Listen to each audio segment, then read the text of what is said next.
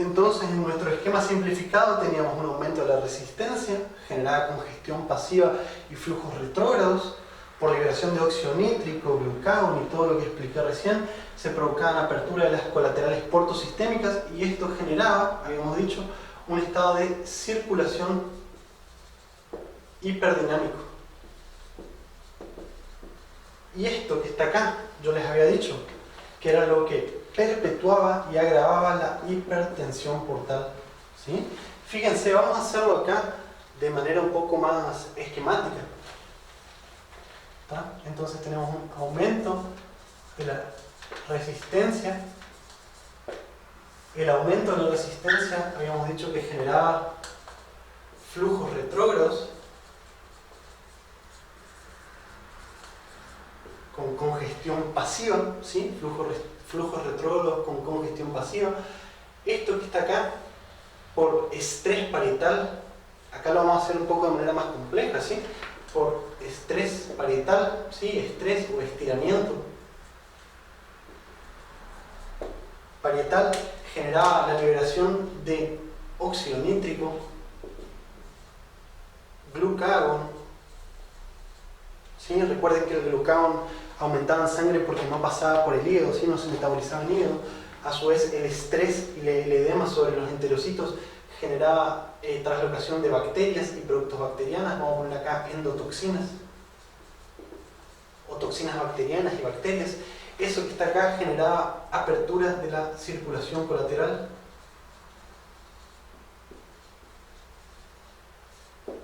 A su vez, estos productos, el óxido nítrico, el glucagón y las endotoxinas, ganaban acceso a la circulación sistémica a través de la circulación colateral y generaba un estado de circulación hiperdinámico,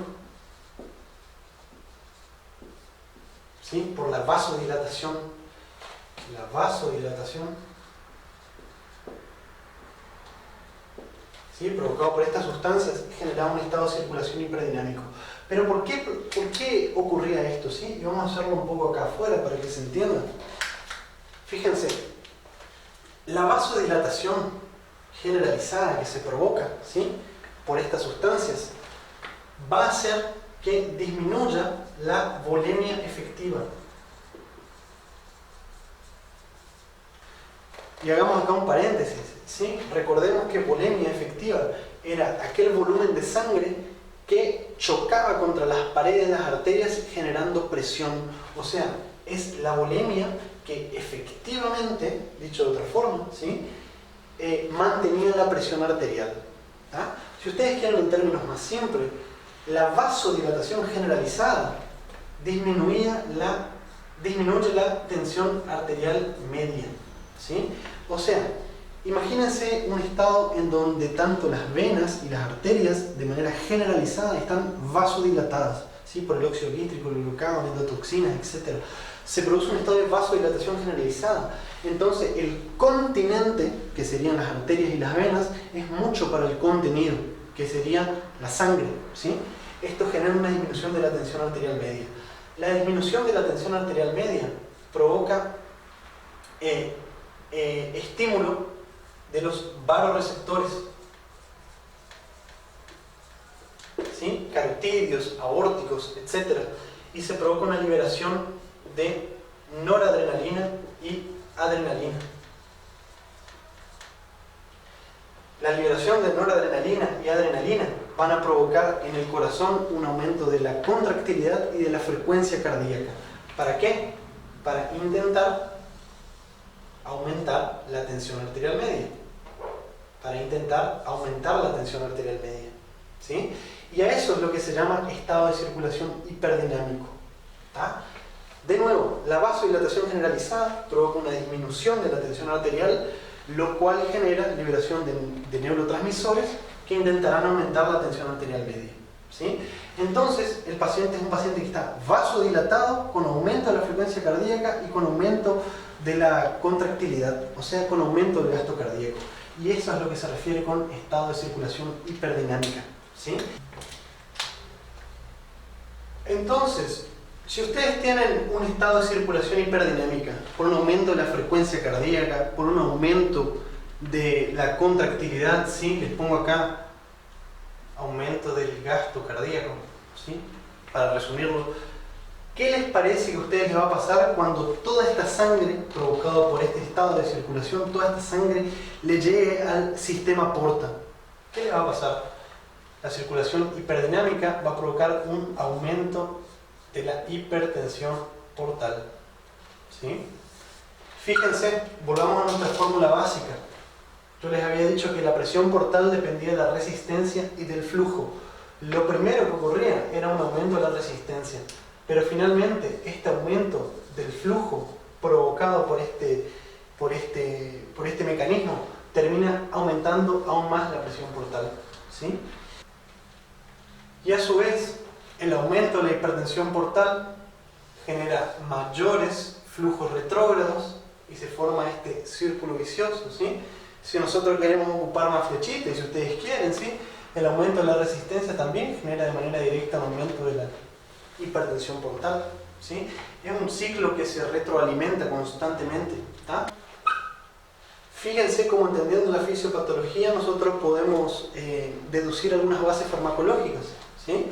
Nosotros decíamos que la vasodilatación y el aumento del gasto cardíaco generaba una circulación hiperdinámica, ¿sí? Nosotros tenemos que tratar de bloquear esto para disminuir la presión portal, digamos, para disminuir este componente, el componente del flujo. ¿Y cómo nosotros hacemos eso? Por ejemplo, con beta bloqueantes, ¿sí? El propanolol. El propanolol, ustedes saben que al actuar sobre los receptores beta 1 cardíacos, ¿sí? Antagoniza a los receptores beta 1 cardíacos y disminuye el gasto cardíaco, ¿tá? Disminuyendo uno de los componentes de la circulación hiperdinámica. Por otro lado, el propanolol también actúa en los vasos sanguíneos sobre los receptores beta 2, ¿sí? Los receptores beta 2, cuando se estimulan, se provoca una vasodilatación, ¿sí? Contribuyendo a la vasodilatación, digamos, al estado de circulación hiperdinámica. El propanolol antagoniza estos receptores, ¿sí? Antagoniza los receptores beta 2 vasculares, disminuyendo este componente, ¿sí? Disminuyendo este componente de la circulación hiperdinámica. Yo les había dicho también que el glucagón era responsable por el estado de circulación hiperdinámica, por la vasodilatación. ¿Cómo nosotros inhibimos al glucagón? Por ejemplo, con somatostatina, ¿sí? Y fármacos similares, ¿tá? Otro fármaco que se utiliza acá es la terlipresina. La terlipresina actúa también sobre este componente de la fisiopatología, ¿sí? Provoca una vasoconstricción,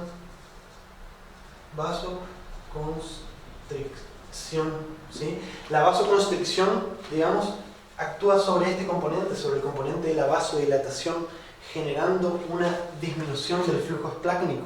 Y si disminuye el flujo esplácnico, disminuye la presión portal, ¿sí? Esas son las bases farmacológicas. Ahora, si nosotros queremos acabar con el problema, tenemos que eliminar la resistencia, ¿sí? Y esto se hace con trasplante hepático, ¿sí? O se hace con otros mecanismos que son menos cruentos, que ya lo vamos a ver más adelante. ¿Estamos? Para terminar de entender esta fisiopatología, vamos a ver qué le pasa específicamente a cada órgano, ¿sí? Para terminar de cerrar todo esto. Empezamos, digamos, con el hígado. Ustedes saben que en el hígado está el problema, en el caso de la cirrosis, donde está el aumento de la resistencia, ¿sí? Yo les había dicho que en la hipertensión portal, debido a la liberación de todas las sustancias que les comenté anteriormente, hay un estado de vasodilatación generalizada. Pero en el hígado no hay vasodilatación. ¿Por qué? Porque hay fibrosis en el endotelio, hay fibrosis alrededor de los vasos sanguíneos. Y aparte, el endotelio del hígado cirrótico es un endotelio enfermo, no responde al óxido nítrico, ¿sí? Entonces, en el hígado tenemos un aumento de la resistencia y un aumento del flujo, ¿sí? Como les había dicho anteriormente. Y eso genera un empeoramiento de la presión portal. Pero ¿qué pasa? Este aumento del flujo lleva a un exceso en la formación de linfa. Formación de linfa hepática. Este exceso en la formación de linfa hepática, termina provocando una extravasación hacia el peritoneo. La linfa, que normalmente se tiene que dirigir hacia el conducto torácico, ¿y qué pasa? Tanta cantidad de linfa no es soportado por los vasos linfáticos, ¿sí? Y a nivel del hilio hepático se genera una extravasación hacia el peritoneo y esto genera la ascitis, que es una de las principales complicaciones y componentes del síndrome de hipertensión portal. Fíjense, para que haya ascitis, según las teorías actuales, y esto les aclaro, por favor les aclaro y se lo pongo acá, esto que está acá no está claro. No está claro, ¿tá? Se cree, ¿sí? Se cree que para que haya ascitis en la hipertensión portal debe haber un componente sinusoidal afectado, ¿sí? Por esos mecanismos que les expliqué. Esto también explica por qué en la hipertensión portal prehepática, al no estar afectados los sinusoides hepáticos, no hay ascitis, ¿sí? ¿Por qué? Porque la obstrucción, en el caso de ser prehepático, como la obstrucción es antes del hígado, digamos, hay una obstrucción y no le permite que llegue un exceso de flujo sanguíneo hacia los sinusoides hepáticos. Entonces no se genera un exceso de linfa y no se genera una extravasación hacia el peritoneo. Pero como les dije recién, esto acá todavía no está del todo claro, ¿sí? Se necesita seguir estudiando. Bien, ¿qué ocurre en el vaso? ¿Sí? En el vaso, la congestión pasiva y los flujos retrógrados provocan esplenomegalia. ¿Sí? ¿Qué ocurre con la circulación colateral? Como les dije recién, la circulación colateral genera varices esofágicas, hemorroides, dilatación de los vasos umbilicales, ¿sí? Esto a su vez, sobre todo las varices esofágicas, recuerden que aumenta la luz del vaso y la pared se hace más fina, esto puede sangrar, ¿sí? Se puede romper y puede sangrar, ¿sí?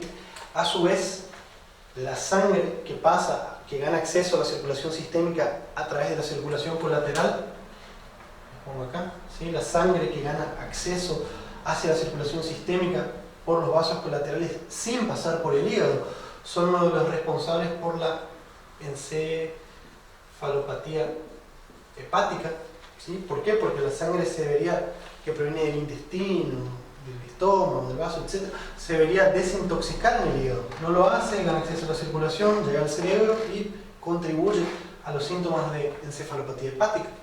¿Tá? ¿Qué ocurre en el riñón? Se los pongo acá. ¿Sí?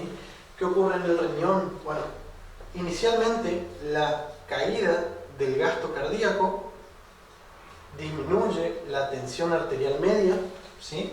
La disminución de la tensión arterial media provoca en el riñón activación del sistema renina-angiotensina-aldosterona.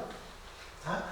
El sistema renina-angiotensina-aldosterona, por el lado de la angiotensina 2 y la aldosterona, genera principalmente retención de sodio, ¿sí? Genera principalmente retención de sodio, y por otro lado, por una activación no osmótica, se los pongo acá, ¿sí? La disminución de la tensión arterial media a nivel del sistema nervioso central por estímulos no osmóticos genera liberación de hormona antidiurética. La liberación de hormona antidiurética genera aumento de la reabsorción de agua a nivel de los túbulos colectores y tenemos mayor reabsorción de agua que de sodio. Esto se traduce clínicamente, laboratorialmente, mejor dicho, como hiponatremia. Fíjense una cosa acá, y esto grábenlo, ¿sí? Hay aumento de la reabsorción de sodio y aumento de la reabsorción de agua, pero aumenta más la reabsorción de agua, por lo tanto el sodio se diluye, generando hiponatremia dilucional,